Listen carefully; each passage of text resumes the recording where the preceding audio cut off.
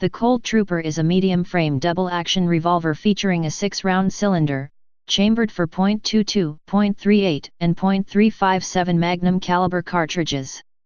Designed as a less expensive alternative to the upscale Colt .357 and the later Colt Python, it was marketed to law enforcement agencies as well as civilians. Development and history. Introduced to the firearms market by the Colt's manufacturing company in 1953, the Trooper and its high-end cousin, the .357 Magnum, were introduced with the intention of addressing the medium-frame revolver market, as law enforcement officers had long complained about the weight of earlier models. The two guns were seen as ideal in size and handling characteristics for the .38 Special and its big brother the .357. Offered as an alternative and competitor to Smith & Wesson's Model 28 Highway Patrolman, the Colts were lighter and handier. Variants. Border Patrol. The Border Patrol is a rare early variant on the Trooper frame, chambered in .38 Special only. Only about 500 were made, in 1952 only. They have Border Patrol roll stamped on a heavy barrel. These often sell for $4,000 plus and are considered one of the holy grails for Colt double-action collectors. Edit. The Alabama Department of Public Safety purchased Colt Border Patrol .357 Magnums in the mid-1970s. They had a satin nickel finish, 4 barrels, and had DPS-DCG stamped on the back of the grip frames. In 1973 DeKalb County, GA, Police Department issued Border Patrol .357 mags with the DPS-DCG, Department Public Safety DeKalb County, Georgia, stamped on the grip frames. Not sure about Alabama. Trooper. 1953–1969. The original Trooper was basically a heavy-barreled version of the officer's model match, and was based on Colt's medium frame. It was offered in .22 long rifle and .38 special chamberings. Manufactured with fine carbon steel, it was available in both blued and nickel-plated finishes. Early blued Troopers boasted a two-tone color scheme with dull Colt royal blue on the flat surfaces and a black bead-blasted texture on the edges and cylinder flutes. Both target and service versions of the Trooper were available, the target models sporting hand-filling walnut grips, larger and wider target hammers, and adjustable iron sights.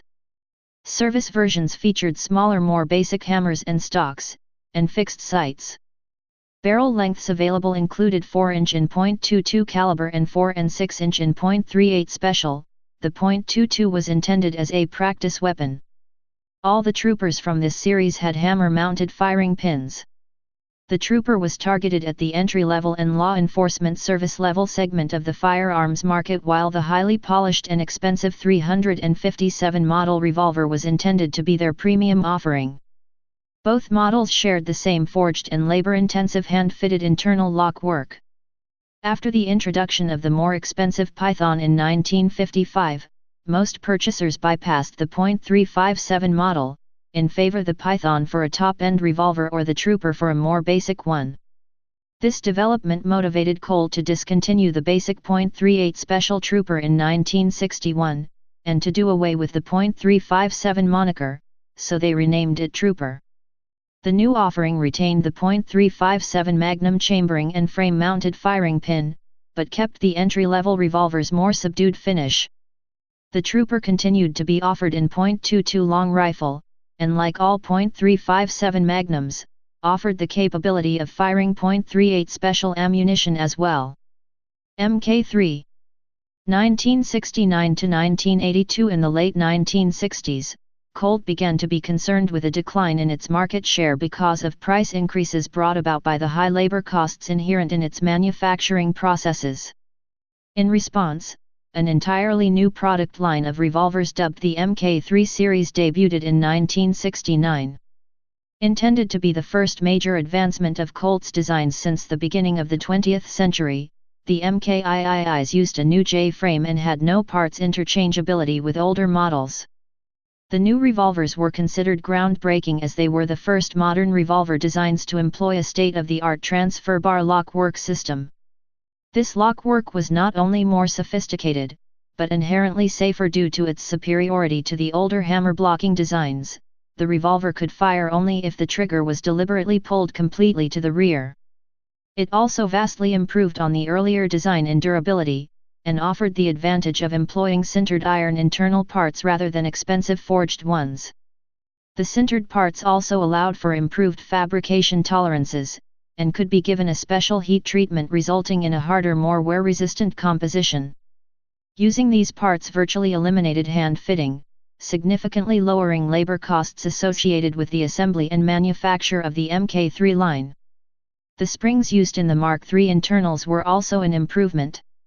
Unlike the older flat style, they were coiled and made entirely of corrosion-resistant stainless steel. The Mk3 series incorporated a number of models, several of which were updates of existing designs. Classic models included the venerable Colt official police chambered in .38 special as the basic/entry-level offering, and the Trooper in .357 Magnum. New members of the lineup included the Lawman, Metropolitan Police, and Border Patrol. Trooper. The .357 Trooper was the premier offering of the new product line, featuring a heavy barrel with a solid top rib as well as a shroud which protected the ejection rod. For the first time, the Trooper was offered with an 8-inch barrel length, and as the top of the product line model it boasted a target-grade hammer, target stocks, and adjustable sights. The finish was upgraded to the lustrous royal blue or bright nickel which had been typical on the .357 model, and an additional duller satin nickel finish option, known as Colt Guard, was added.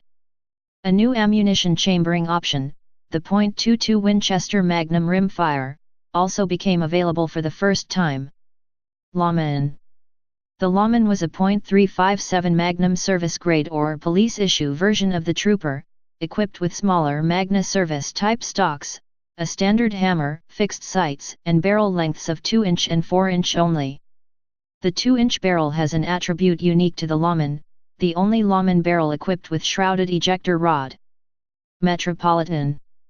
The Metropolitan MKIII was a fixed sight, .38 special version of the Lawman, marketed with an eye toward major metropolitan police departments. MKV.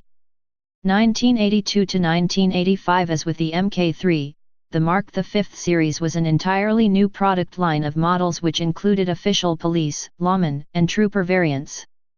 The MKV series was based on a new, slightly smaller V-frame, similar in size to Smith & Wesson's K-frame. Changes from the Mk3 models were minor and many parts remained identical. Internally, Colt did away with the sintered iron Mk3 lockwork in favor of cast parts, and improved the trigger action with new components and a shorter hammer fall. These improvements made the Mkv triggers smoother, while the diminished lock times increased accuracy. Exterior modifications included a compact grip frame with rounded grips. Other changes were engineering-based with the goal of simplifying and facilitating production. Trooper. Options in general remained the same as they were with the Mk3 models, but the launch of the Mkvs denoted the initiation of a ventilated barrel rib option similar to the Python. The legacy solid rib remained available as well. Lawman. External options and finishes for the Mkv Lawman remained identical to the Mk3 version. White tailor. A variant of very limited production which was intended for the hunting market, the white tailor came equipped with an 8-inch barrel and telescopic sight mounting rings. Type revolver. Place of origin United States. Service history. Used by fielded by law officers and civilians alike. Production history. Manufacturer Colt's Manufacturing Company. Produced 1953 to 1985. Variants. Trooper. Mk3. Mkv. Specifications. Barrel length. 4 in, 102 mm. 6 in, 153 mm. 8 in, 203 mm. Cartridge. .22 long rifle. .22 WMR. .38 special. .357 Magnum. Action double action. Feed system 6-round cylinder. Sights iron sights, both fixed and adjustable. Please subscribe and thanks for watching.